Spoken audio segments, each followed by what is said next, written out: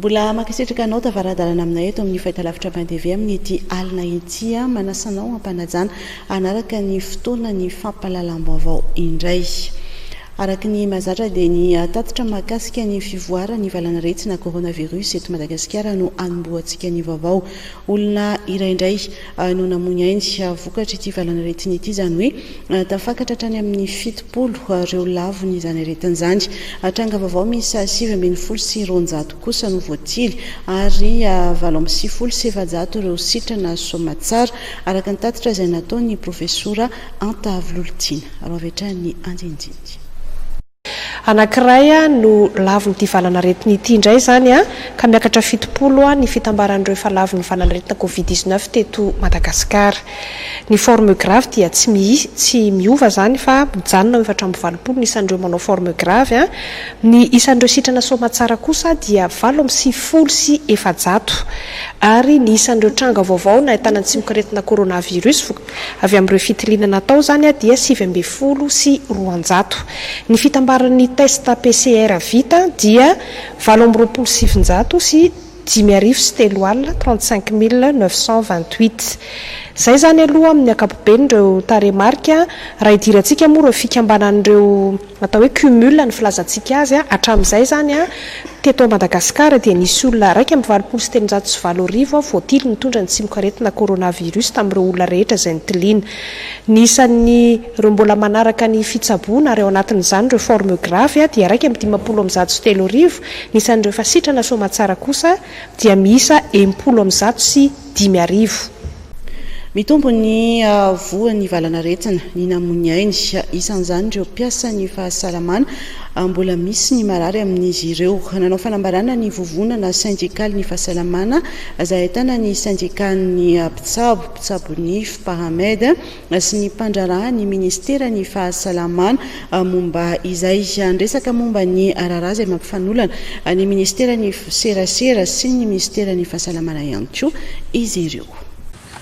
Manoloana ny fihazakazahany raharaha momba ny coronavirus eto amin'ny firenena sy ny fiparitahan'ny valan'aretina Covid-19 dia raisina ivovonana sindikaly eto anivon'ny ministera ny fahasalamam-bahoaka na ny FSMS ny manao izao fanehoan-kevitra izao. Amin'ny mahavovonana sindikaly ny federasiona dia miaro sy mitaky ny zon'ny mpiasa no adidinay ary efa naseho anay hatrany zany tamin'ny ireo filazana rehetra tokony hanarenana ny paikady edina amin'ny valan'aretina coronavirus. Manoloana izany indrindra dia manamarina ny aya sy ny fitakian'ny mpiasa amin'ny fahasalamana manerana ny nosy izay efa nolazainay ombenombeny ny zava-miseho ankehitriny noho ny fangatahana tolo-tanana izay nataon'ny tompony andraikitr'ny ministera ny 20 volana jolay lasa teo. Izay sindika mivondrona atao anatin'ny FSMS dia mankasitraka hatrany ny fitsinjovana ny mpisehatra ara-pahasalamana tsy ankanavaka fa tsy miditra kosa amin'izay mety ho disadisa miseho mifandraika ary vonona ny fanometanana hatrany amin'ireo rehetra manam-piniavana ny andresan'ny valan'aretina coronavirus. Ny fahavalo imbonana dia ny valan'aretina coronavirus fa tsy sanatria ny tompony andraikitra na ny fitondram-panjakana akory. Noho izany dia miantso ny fiombonam-pony rehetra izahay, miantso ny fiarah-mientana avy amintsika mba hifanometanana hiara-iady ka andresy ity fahavalo iombonana ity. Isaoranay sahady ireo rehetra efa nanampy sy mbola anohana amin'ny fanomezana ireo fitaovana rehetra ilaina entina miaro sy manampy mpiasa amin'ny fahasalamana manoloana ity ady amin'ny fahavalo iombonana ity. Izahay federasiona dia mankahery antsika mpisehatra ara-pahasalamana rehetra izay manao ny antsika tsy ho zavatra amin'ny fitsaboana sy ny fiarovana amin'ny piraitan-drazana ary mampatsiahy hatrany ireo tompony andraikitra isan'ambaratongany ny amin'ny tokony hiarovana sy hijerevana manokana ny famporisihana sy ny fankasitrahana ireo mpiasa amin'ny fahasalamana ireo. Ny federasiona sy ny sindika mivondrona ho aminy dia mijoro hatrany amin'ny maha-teknisianina sy amin'ny maha-sindikalista azy. Efa ampiarina tanteraka moa ary mandray an-tanana ireo marary ny Covid-19 amin'izao fotoana izao ireo mpitsabo tsy miankina manoloana ny ady sy ny andraikitra izay antsoroan'izy ireo dia nanao tolo-tanana ny UNICEF ka nanolotra fampitaovana an'ireo mpitsabo ireo. Vola ravoavy sy Tsiry Rakotoarson. nazo fampitaovana avy amin'ny UNICEF ny mpitsabo tsy miankina izay efa mandray amin'izao fotoan'izao ny fitsaboana ny marary ny Covid-19. Mpitsabo tsy miankina mihoatra ny 590 miasa eto Antananarivo, Toamasina ary Moramanga no azo izany araka ny nambarany teo anivy ny olavitry ny mpitsabo izay efa manao ny finjinjarany izany sy nanomboka omaly 12 Jolay 2020. Ny aretrona io coronavirus io dia tsy fantatra mialoha hoe iza no mitondra na iza no tsy mitondra an'ilay tsy mikaretina zany. Ny olona rehetra zany tonga amin'ireny toby mpitsaboana reny na miankina na tsy miankina ny fanjakana dia raisina daholo. Rehefa mijerana azy ianao zay vao mety miahiahy hoe corona sa tsy corona. No zany zany tsy afaky ny teny mihitsy ny mpitsabo hoe zay tsy handray na handray corona fa zay tonga dia tsy maintsy kaisina. Araky reto hitanareo eto amin'ny tranony olavitra eto dia efa tonga daholo ny fitaovana zany hoentina hiarovana andro mpiasa amin'ny fahasalamana tsy miankina amin'ny fanjakana zany no raisina atanana. Zay no mizara anazy efa nanomboka omaly ny fizarana. Efa nisy fiantsonana ataonay dia manosokatra anarana daholo kosa ro dokotera dia efa misy zavatra maromaro any azo omenana azy anisan'izany surblouse, visière, masque dia misy hatramina puce-na telefônina raha misy données zany ahafahana mifanerasera fampita vaovao ary indrindrindrindra ahafahany manao rapport zany amin'izay olona raisina. Mikesika ny fandraisana tanana ny marary coronavirus anlaza ny filohan'ny olavitra ny mpitsabo fa manaraka ny protocole iraisana ny mpitsabo amin'ireo hopitalim-panjakana sy ny tsy miankina. Misy protocole, misy efa soro-dalana zany napetraky ministera. Raha mbola azo atao zany dia iny daholo no arahan'ny mpitsabo rehetra rehefa mitsabo Covid. Mety misy zay mahafitsaboana azy arakaraky le olona raisina ihany nefa. Mety misy tsy mahazaka an'ity fanafody ity na ohatran'izany dia voatery manofa le fanafody. Arakaraky ny toe-pahasalamana koa raha sendra fa misy fahasarotana voatery mampiditra hopitaly ohatr'izany zany fa tsy efa anatin'le protocole daholo zany rehetra zany arakaraky le olona zany fa tsy dia tena hoe tsy maintsy ohatr'izao daholo rehefa Covid no tsaboana. Mahatratra 507 ny isan'ny mpitsabo manerana ny nosy, ampy ve ny isan'izy ireo amin'ny fiatrehana ny valana retina lehibe toy ny Covid-19 izay saika efa manenika faritra maro eto amin'ny firenena amin'izao fotoana izao. Sarotra be ny ametraka le fenitra fa ny tenenako anazy angamba dia hoe itsika aty amin'ny tanan-dehibe dia azo atao hoe ampy ihany ny dokotera fa raha vao mandeha ambanivohitra atsika dia fa tsy dia ampy intsony ny dokotera satria resaka fitsinjarana zany no olana be aty amintsika. Resaka fitsinjarana mihitsy satria any ambanivohitra mety misy antony maro ny fandriam-pahalemana, tsy fisian'ny fianarana, tsy fisian'ny lalana dia fa tsy misy dokotera indrindra moa fa ny tsy miankina zany vitsy dia vitsy ny any ivelan'ireo tanan-dehibe. Arak'izany dia isan'ny mpitsabo miasa any ambanivohitra no tena tsy ampy eto amintsika raha ny nambarany teo anivy ny olavitra ny mpitsabo. Efa miasa tanteraka ihany koa amin'izao fotoana izao ny cellule conduite des opérations eo anivon'ny plateforme nationale de gestion médicale Covid-19 etsy Mahamasina. Misy ny rantsana samihafa izay ahetsika toy ny brigade d'intervention spéciale anampinana ny vahoaka raha avy hatrany ny andindiny miaraka amin'ny vola ravoavy sy tsiry rakotoarsan. Anamorana ny fahasahiranan'ny mponina amin'ny fivezivezena fa indrindra hisoroana ny fiparitahan'ny valana retina Covid-19 dia manatona ny olona atao fitiliana ny ekipan'ny brigade d'intervention spéciale izay tafiditra ao anatin'ny cellule conduite et opération eo anivon'ny plateforme nationale de gestion médicale Covid-19 etsy Mahamasina. Ireo miaramila mpitsabo sy miaramila mpitsabo mpanampy no manatanteraka izany andro manalina amin'ny fotoana ilana izany. Manatona avy hatrany ny biraona ny trano fonenan'ny olona mila anaovana fitiliana izy ireo ao aorian'ny fanadihadiana avy amin'ny antso voarahin'ny ekipa mpandray antso.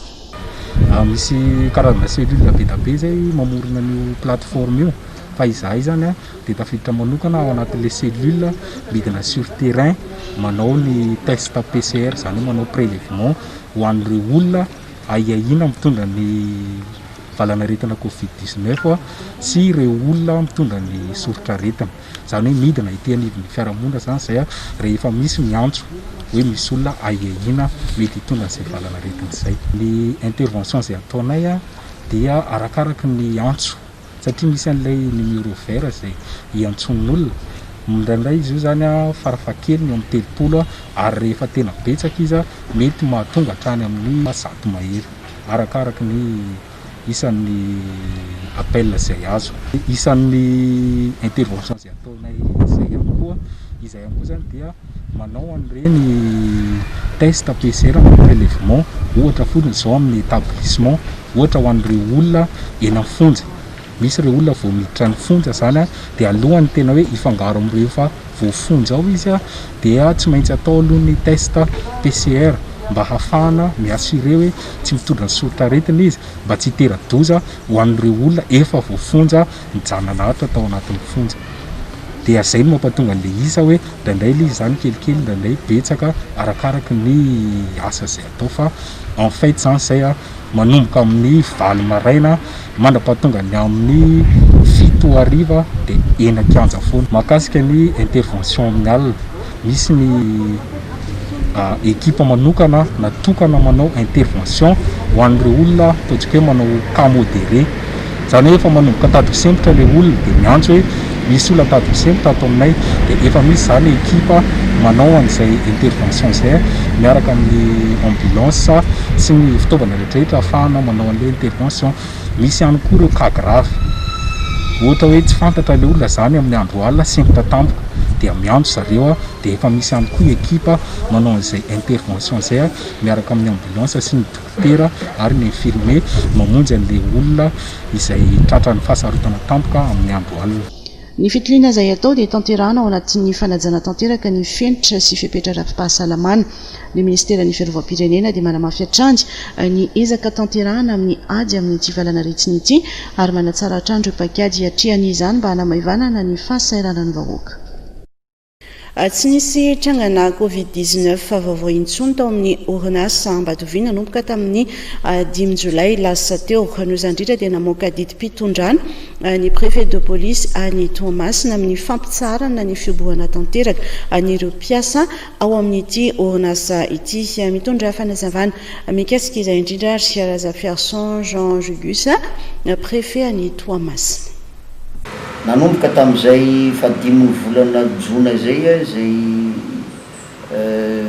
jolay zay tsy nisy tsony ny cas nitranga tao agnatiny dia nanapa-kevitra ry zareo zay nangataka. Nisy ihany koa ny taratasy avy any amin'ny fitondram-panjakana hoe jereo ataovy test karaha hita fa tsy mitondra ny tsy mikaretina tao anatin'izay 2 volana mahery izay 2 volana latsaka aby zangamba dia tokony avoaka ireo olona ireo dia naverinay ny testena indray zany tegna nivon'ny talemparitra ny fahasalamana dia zareo koa moa misy mpitsabo agnatiny ao dia ny testena dia hita fa tsisy mitondra ny otrikaretina aby zany izy rehetra dia navoaka izay. Zay no dikan'igny didim-pitondrana iny zany.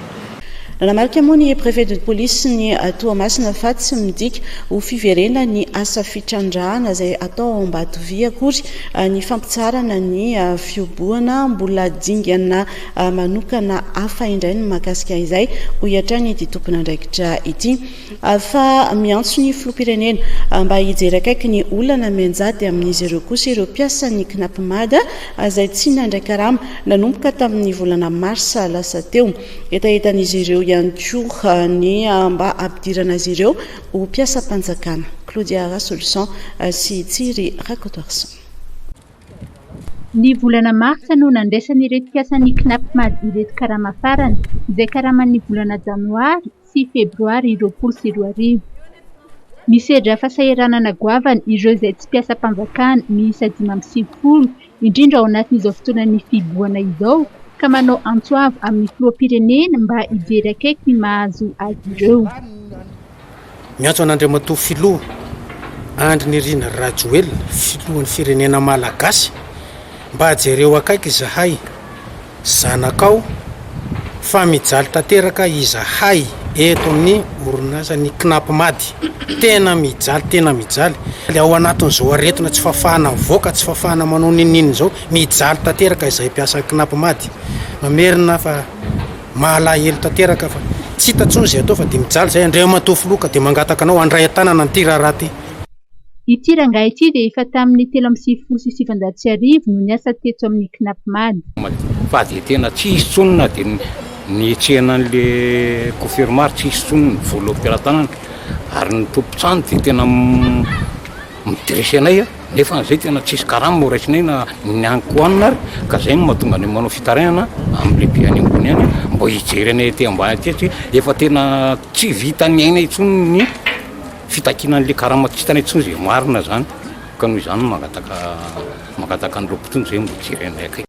Anisan'ny afantarana ny Knap Mady ny fanamboarana ireo fitaovana samihafa entina mampianatra ny W sy ny maro hafa ihany koa.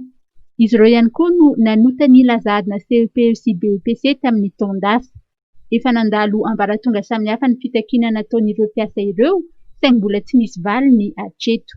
Tena marina tokony teo au niveau ny ministera dia efa mba voavalina par téléphone renge zany dia efa mety voavaly fa mampalahelo hoe mpiasa ohatra zao zay vitsy fa mbola miandry zay hoe ho avy daholo zay mpiasa nefa za sura fa tsy ho avy daholo satria bus mikatona tsy hita zay atao ny olona tsy misy hoanina dia sarotra fa etaitan'ireo mpiasan'ny Knap Mady ireto ihany koa ny fampidirana azy ireo ho mpiasam-panjakana.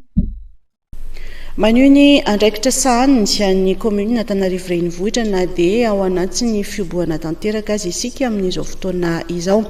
Tojo fahaseranana kosa nefa ny commune noho ny fiainan'ny etra sy ny aba izay miditra ao amin'ny kitapom-bolana kanefa ny famoaham-bola raikitra isam-bolana tsy maintsy atrehana hatrany. Vola ravoavy Setsiry Rakoto Arso.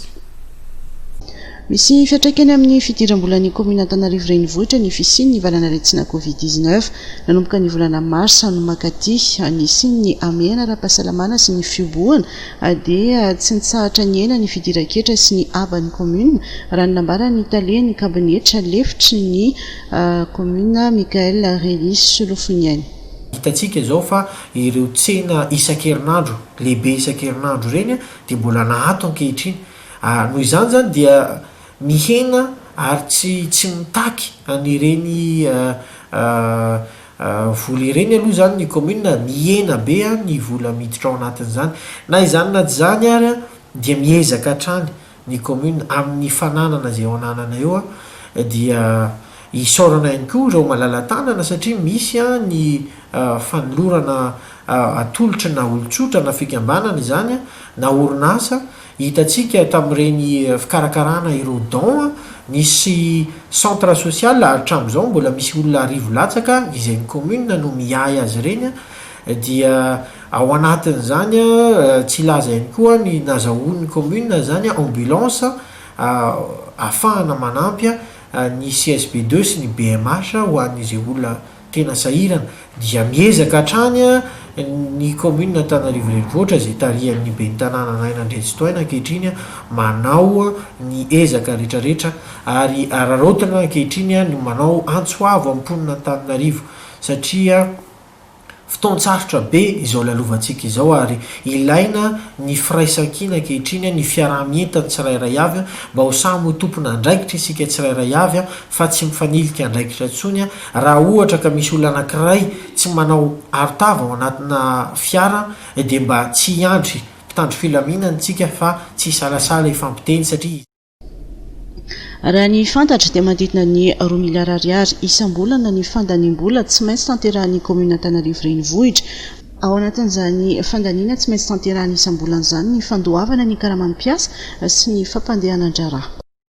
na dia eo aza nefa izay fianany ny fidiram-bolona ny commune Antananarivo renivohitra izay dia mitohatra ny fandraisana andraikitra ataon'ny commune entina miady amin'ny valana retsy na covid-19 miantso ny rehetra ihany koa ny commune mba ho tony sy andray andraikitra ao anatin'izao ady amin'ny valana retsina izao. Maro lafy ny fandraisana andraikitra tanterahan'ny commune Antananarivo renivohitra amin'izao vanim-potoana ny amehana ara-pahasalamana noho ny fisian'ny valana retsina covid-19 izao. Mba hisorohana ny tsianaky ny valana retsina mitoy ny famindrahana fanafody mamondra microbe sy virus amin'ireo tsena ary ny fiarakaretsaka misy 505 miasa eto an-drenivohitra. Ao anatin'ny andraikitra ny commune voalohany indrindra ny resaka désinfection efa natao zany hatramin'izay ary mbola mitoy zany ka hatramin'izao. Ny taxi be moa zany ankehitriny hitantsika fa miato fa ny taxi na ny fiarakaretsaka izay mandeha ankehitriny dia ny commune no manao ny désinfection izy ireny ary misy toerana efatra eto Antananarivo natokana ananaovana ny désinfection andreny isan'andro ary nozarahana arotava koa izy ireo sy gel hydroalcoolique zany mba ahafahana isorohana amin'ity valana retiny ity. Ankoatran'izay dia andraikitra ny commune amin'ny ankapobeny ny tsena ny fifamovoizana dia ao anatin'ireo koa dia manana andraikitra be zay iarahana amin'ny vondrona mpamonjy voina eto Antananarivo zany manadio nyreny tsena pokotany ireny re isaky ny tapitra ny fepitona ahafahan'izy ireo manatanteraka an'izay varotra izay. Ny commune ihany koa dia mandray andraikitra ao anatin'ny fanatanterahana ny fitsinjarana ny tantsoroka ara-tsosialy tsena sosialim-bahoaka. Misy ilay sosialim-bahoaka ankehitriny ireo olona tsy nisitraka tosika fameno no natao laharam-pahamehana misitraka izany sosialim-bahoaka izany ary misy ilay fizarana tike isaky ny fokotany dia ny épicerie sy ireny toeram-pivarotana isa-pokotany ireny no anatonana ary hoentina zany le tike izay manana eo amin'ny 3 alina ariary eo ahafahan'izy ireo miantsena mividy ny fitaovana andavanandro toy ny vary, menaka sy ny siramamy. Eo amin'ny 5,4 alina eo no tanjona napetraka 45,000 satria ireo no hita fa mbola tsy nisitraka ireo tosika fameno. Ireo 45,000 ireo dia tokantrano fa tsy hoe olona tsirairay avy, izany hoe 5 alina sy ray hetsy 150,000 zany ireo bénéficiaire-ny tosika fameno dia ao anatin'ireo koa zany nisy tsy nahazo dia miampy an'ireo rehetra izay nanao fitarainana dia misy an'ireo 45,000 tokantrano misitraka ity sosialim-bahoaka ity. Eo anivon'ny commune Antananarivo renivohitra dia miantso ny rehetra ho tony ary andray andraikitra ao anatin'izao ady amin'ny valana retsina covid-19 izao. Izay no makasika an'iny fa toy ny mazatra dia misy hatrandro vaovao tapatapana izay tsara ho fantatra indray ho an'ity androany ity aro avy hatrany ny anjinjinjy. Fiaran'ny miaramila iray nitondra marary eny amin'ny hôpital loteriana no nidofitra teo amin'ny tranon'olona tetsy Ambobao Malialina sy nisy ny ainana fohy sangana vezatra ny favoazana tamin'ilay fiara sy ilay tranon'olona. Fiara avy amin'ny RFI Ivato ity nampiasainy ity araka ny angom-baovao dia antony mety nahatonga izao loza izao ny famakian'ilay mpamily hitondra marary ka tsy nahafehy ny familiana efa noentina aingana teny amin'ny hôpital ireo naratra sokatra kosa ny fanaliadiana. Prahy tsikombakomba sy mpandray entana alatra misy 5 no voasambotra ny polisy ny UIR atao Tanambao 5 any Tomasina. Toy ny fanadiadiana sy ny fikarohana mikasika ilay fisamborana mpamakitrano tamin'ny zoma 17 Jolay lasa teo no natratrarany ireo olon-dratsy ireo. Sarona ihany koa ny entana alatra samihafa toy ny fanamafisam-peo, vata fahitalavitra, gitara, subwoofer, bisikleta, kojakojan-dakozia efa natolotra ny fampanohavana ireo olon-dratsy. Omby alatra misa 20 mitafariana amin'ny tompony adaly 3 lavo ary iray kosa voasambobelona. Ireo ny toy ny alatromby izay nitranga tany Ebely district Amboasary Atsimo Malmaraina. Fiaramisany Zandarzy sy ny arimasipokon'olona atao Ebely, Mahabo sy Tranomaro ary Fazahalava nampiny tafika mpiandrikizo atao mahabo no nazahoany ireo vokatra ireo malotolakandro ihany dia nahitam-boka ny falarandy. Manoloana ilay vona izay niseho tamin'ilay zandary mpianatra izay voatifitry ny namany tetsy Ambohimankely kosa dia nitonga nitsidika ilay zandary naratra tetsy amin'ny hôpitaly miaramila Soavinandriana. Nisy olon-tena ny sekreteram-panjakana miadidiny ny Gendarmerie Pirenena. Fanariaji. Tonga namangitry sy nitondra ranom-boankazo ho an'ilay zandary mpianatra raha voatifitry ny namany teny Ambohimankely ny aliny 20 Jolay 2024. Nisy olon-tena ny fianakaviamben'ny zandary Marie Omaly Tolakandro teny amin'ny hôpitaly miaramila Soavinandriana. Ny jeneraly Randriamanesy André lefitra voalohany ny commandant gendarmerie Pirenena sy ny jeneraly Casimo directeur de la logistique et de l'intendance no nisolo tena ny sekreteram-panjakana miadidiny gendarmerie sy ny commandant gendarmerie Pirenena. Rehefa maraka hoe zanaka rahalahy karanasan-kaiky misy amiezaka fatao amin'ny alina indrina moa zany dia ao anatin'ny fanatanterahana miasany izy manavaka service dia misy moa zany tranga zay mety sampoizina na nampoizina ka nahenan'io zany amin'ny mahazanaka azy sy zamby azy zay tsy mety mietrehitra ny gendarmerie raha ohatra ka tsibitsibiky manangy mety am'izao trevara zao raha tena marina tokony maro ary zay avy any dia efa voateny hoe olona roa fotsiny midy dia miatona zany hôpitaly Maramila dia nangaviana dia zay zao zany dia tokony maro dia lanatsiny fa zay eo zany misy olon-tena gendarmerie tonga volomina zany dia mirary tolateny firariansoa asitana azy malakilaky ary mambahery am'izay resaka fitsambona zay. Nanolotra vola iray tapitrisa ariary izy ireo ka ny ray aman-dreny ilay zandary tsy salama no nandray izany. Niantoan'ny fanjakana avy amin'ny alalan'ny gendarmerie manontolo ny fitsaboana mandra-pasitran'ny ity zandary ity. Raha entana no fitatitry ny saretatra izay dia ankehitriny kosa dia efa lasa mitatitra olona ihany koa izy ireo manomboka amin'ny 10 ora maraina dia efa miasa ny mpitarika sarety. Fanaliadiana Norbert Rakotomalala. Akoatra ny taxi dia lasa fitaovam-pitaterana mahazatra ny mponina eto Antananarivo ny sarety amin'izao amehana ara-pahasalamana izao. Raha entana no tena taterin'ny sarety hatr'izay dia ankehitriny kosa dia efa lasa mitatitra olona izy ireo.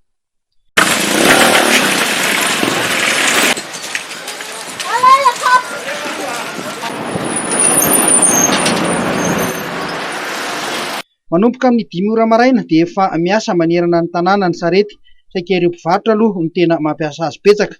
Anosy be Andravoahangy Isotry no tena toerana fiasan'ny sarety. Mandeha ny tsena ve? Tsy dia mandeha.